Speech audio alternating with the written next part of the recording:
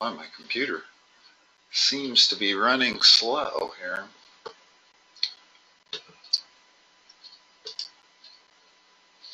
Displacement and density. All right.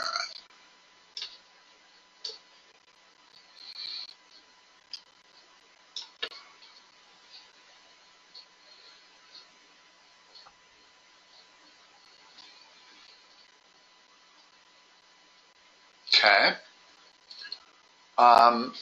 It's basically just a solid geometry problem. Let me draw a little bit of a picture here.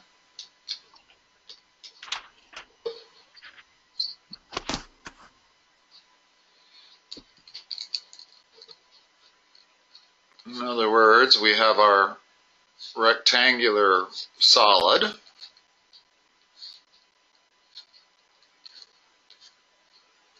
Something like that. And what are its dimensions? 15 by 15. Let's see.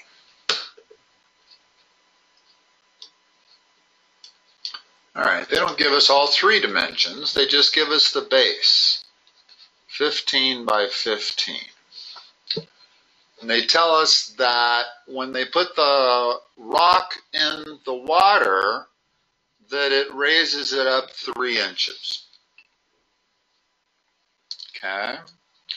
There's a couple of ways to do this problem, but basically, well,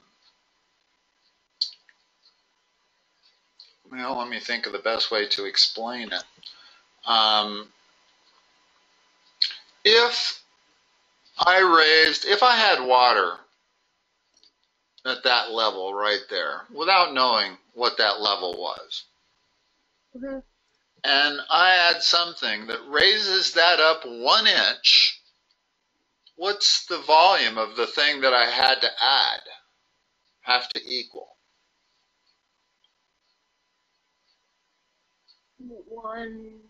1 times what? 15. Times 15. In other words, volume is always the measurement of 3 dimensions. Okay?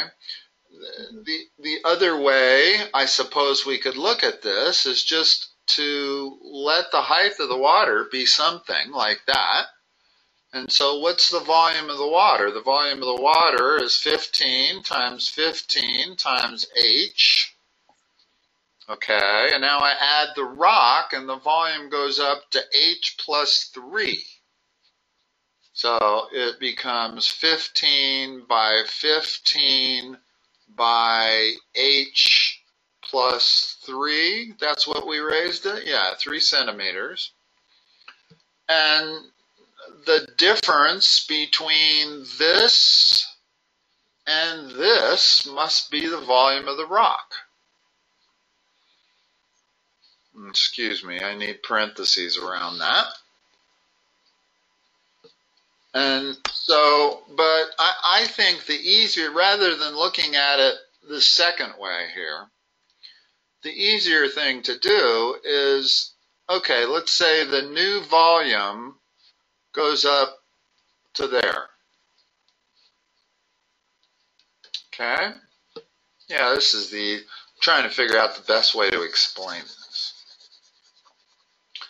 If when I put my rock in, the new volume, I'm looking at this extra volume, right? Well, what is that volume? If I look at that layer of liquid and try to think of it as just a something on its own, its volume would be what? 15 by 15 by 3. The height that it was raised. Well, 15 times 15 is 225, times 3 is 675. So that, and it's cubic centimeters.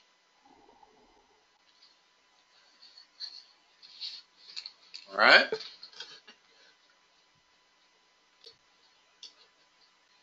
In other words, the rock is always going to displace an equal volume to the new measurement of the water, or what appears to be the new measurement of the water. Am I supposed to compare it to the thing, like the metal density thing up top? Not yet. We'll get to a density problem, I imagine. This is not a density problem. This is a displacement problem.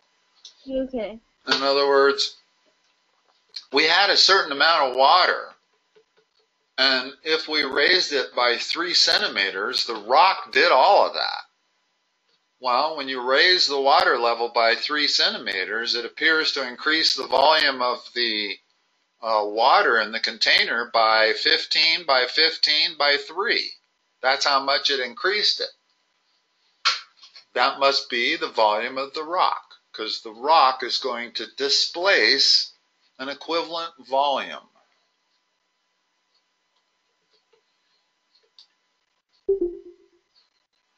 Still there? Quade? Yeah. Okay, I hear those noises Yep. going off. That always makes me wonder if I've lost audio. No, it's just my mom's computer like updates her every time a Facebook thing. Oh my goodness. Okay. Yeah. Is there any way you can turn that off or silent it, or? I'm trying.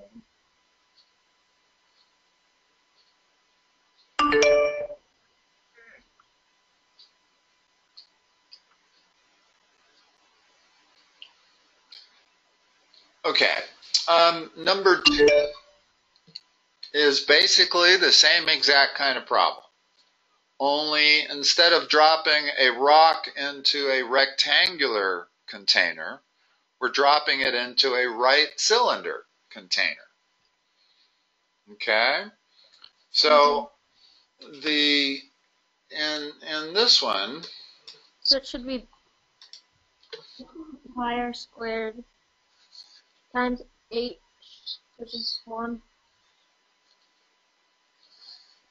you're right. It's the area, the volume of the container. Let's see, is the thing full? No. The water is at some level in that right cylinder, and the volume of this amount of water, without the marble in it, is the area of the base, which is pi r squared, times the height of the water, which is h. Well, when an r we are given is 6, so we have volume equals 36 pi times h, and after we drop the marble in, or solid glass ball, it raises it by 1. So h increases by 1. So this additional displacement, in other words, if I were to shade this area right there, that is the volume of the solid glass ball, right? Because it always displaces an equal amount to its volume. Well, what is the volume of that area right there? 1. It's the volume of that cylinder, which is still pi r squared times h. So it's still 36 pi times 1. So that's the volume of this little sliver. Think of that little sliver, that 1-inch sliver or 1 centimeter sliver, as a new right cylinder. Okay, it's a right cylinder that's exactly 1 inch high. Well, what would that volume be? It would be pi r squared times the 1 inch height.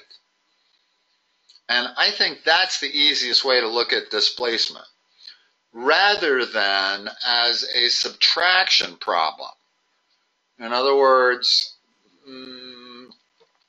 we don't really want to, it's more complicated algebraically if I take the new volume and subtract the old volume out to get the volume of that shaded region. In other words, it's kind of like a shaded region problem, only with volumes. And unlike most shaded region problems, which I tend to think of as almost all of them are subtraction problems, this doesn't have to be a subtraction problem. You can figure out the volume of that new cylinder, the additional amount of water that rose.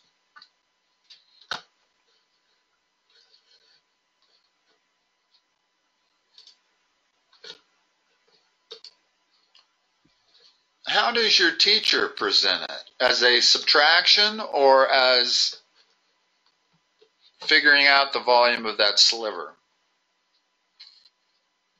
He gave us like a formula where it's just like base times height times what's like how much it rose, and then it should give you. So he's giving you just the sliver, which I think is the easiest way to do it.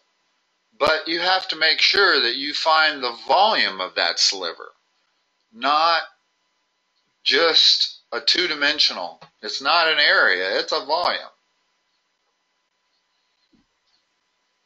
Okay, let's see. Number 3, we have a fish tank. We have all 3 measurements of the fish tank. When he is taken out, the water level in the tank drops by 1/3 of an inch. What is the volume of the goldfish?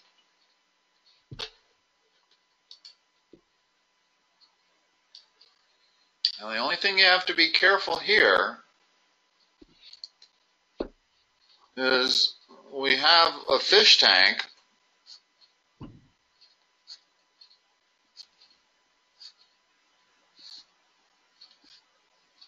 We have to make sure we get our height be the proper dimension.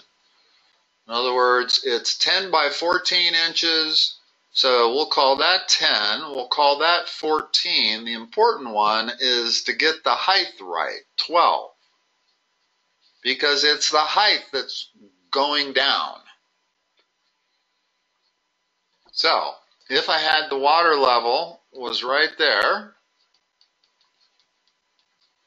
and it drops by 1/3 of an inch, it now is right there. What is the volume of that little sliver, that 1/3 of an inch sliver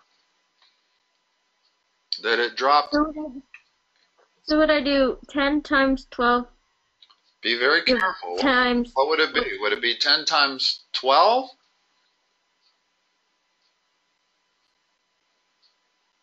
It'd be 10 times 14. Well, in other words, this dimension is 10, this dimension is 14, and the height of this thing is 1/3 of an inch. So it becomes 10 by 14 by 1/3 of an inch. This height that they gave you for the fish tank, it's kind of immaterial and is actually meant to throw you off. Had they not given you this dimension, you would have automatically said 10 by 14 by 1/3 of an inch.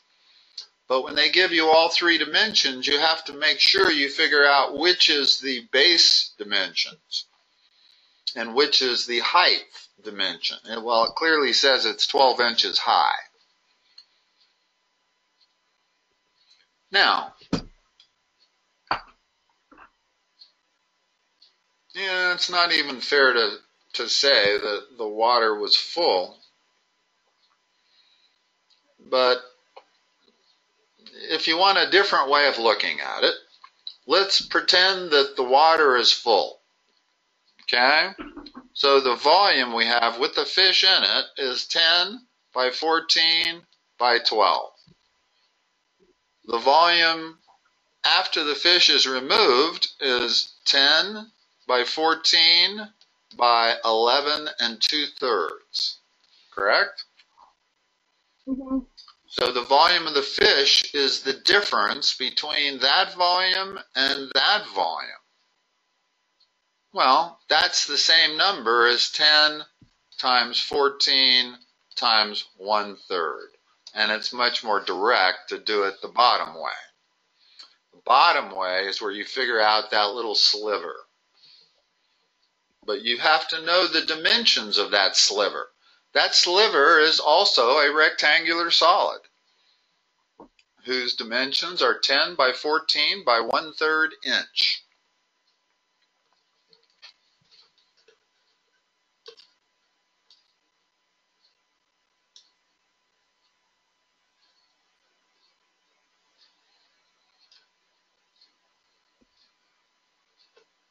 All right, here we're going to have to use our density.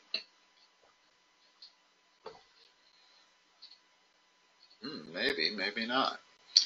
Let's see. When a solid is submerged in a liquid, it displaces an equal volume, right? Mm-hmm. When a solid floats in a liquid, what happens?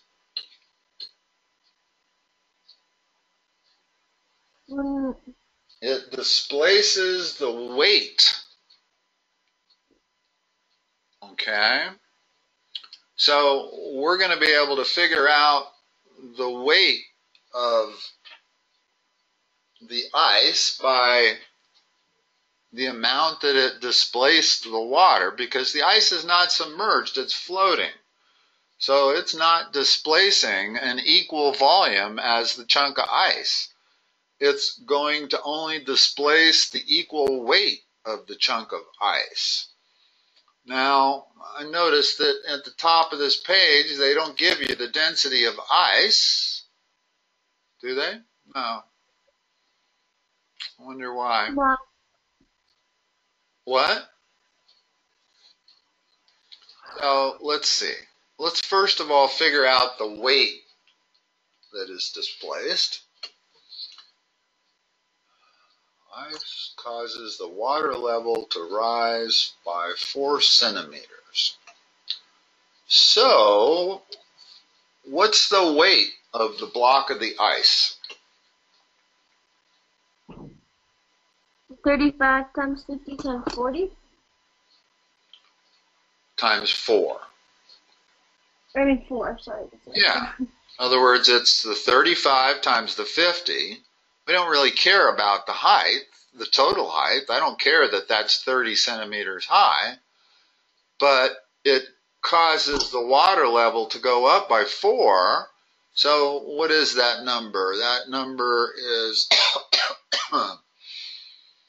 7,000? Yeah, 7,000. So I can't remember my physics. 7,000 cubic centimeters of water was displaced by a floating object. That means the weight of the floating object is the weight of the amount of water that was displaced. Okay? When ice floats in water, 1/8 of its volume floats above the water and 7/8 floats beneath the water. What is the volume of the block of ice?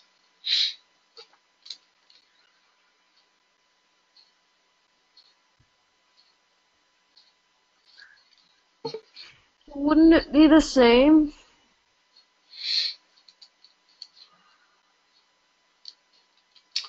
As the amount of total water that it displaces, yes. But the weight of the water, the volume of the block of ice, yes, you're right. It is the same. Well, hold on a second.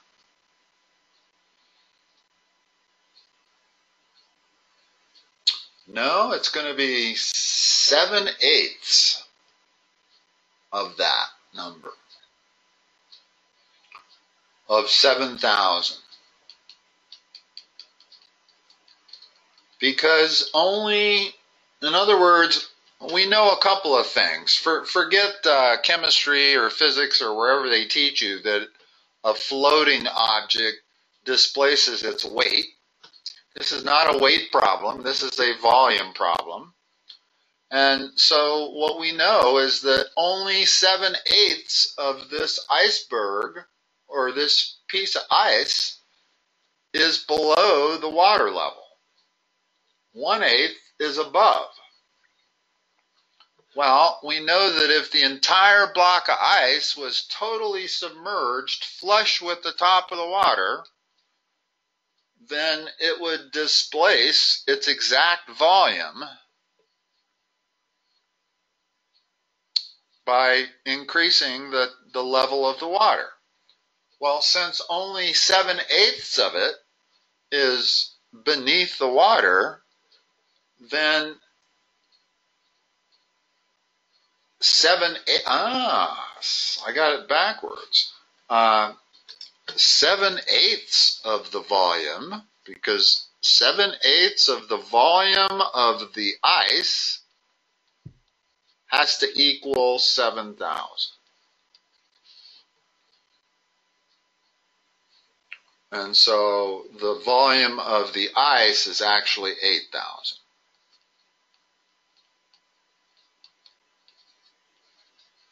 See why? In other words, 7/8 is below the water level.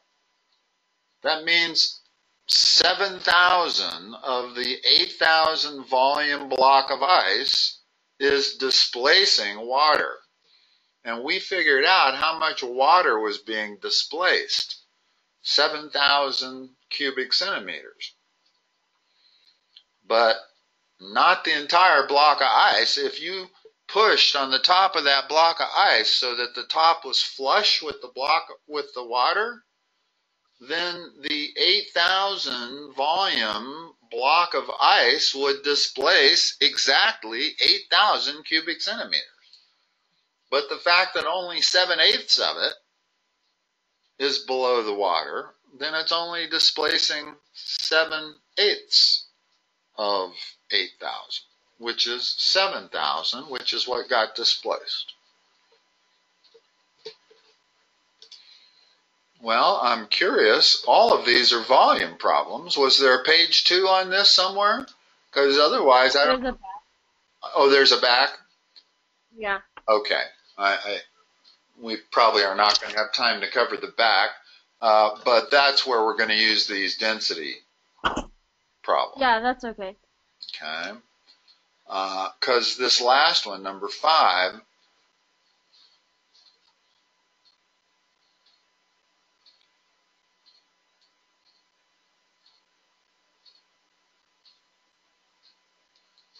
is a similar one to number 4. You tell me how we're going to do number 5. Again, it's not a rectangular solid, it's a cylinder. So when I drop this piece of wood, if half of it floats out of the water and half of it floats in the water, how much water gets displaced?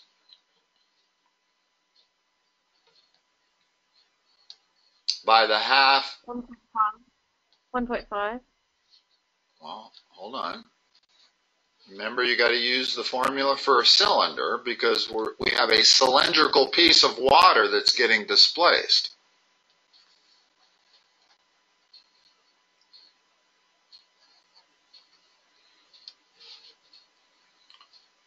You don't take half of that. Let's first of all calculate the total water that's getting displaced. We have a right cylinder that has a radius of 5 centimeters and it's going up by 3 centimeters.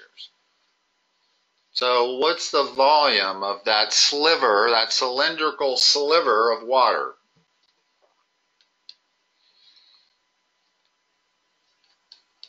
Pi r squared times the amount that it goes up.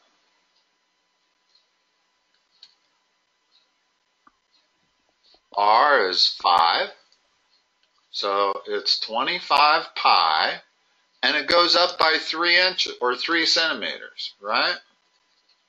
Yeah. So the volume of water that got displaced by half of that piece of wood being under the water was 75 pi.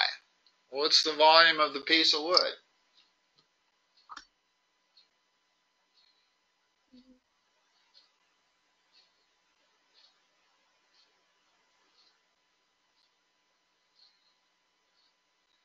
Cut that piece of wood in half, hold the bottom half under the water, and it displaces exactly 75 pi of water. Correct? Uh-huh. So you have two pieces. What's the volume of the entire piece of wood? In other words, half the piece of wood has that volume. So then it has to be 150 pi.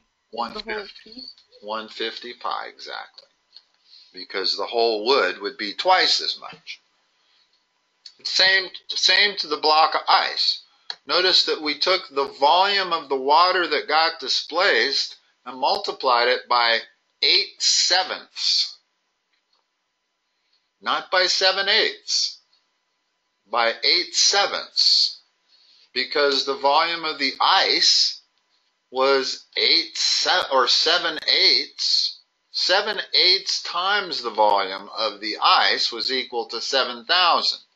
So to get the volume of the ice, we had to multiply 7,000 by the reciprocal, 8/7. And this is a very similar problem. Half of the wood displaced 75 pi. So we have to multiply that by 2, the reciprocal of half, to get the volume of the wood. Okay?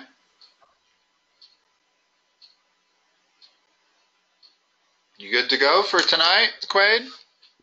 Yeah, I think I got it. Okay. Yeah, this is really just geometry. It's just treat these little slivers as if they're their own rectangular solids. That's basically the secret. Whether it's a cylinder or a rectangular, the amount that it rises is a little sliver of a new rectangular solid of water, or right cylinder of water, whatever you want to look at it, depending on what the object is. All right, Quaid, I will let you go, and I'll talk to you next time.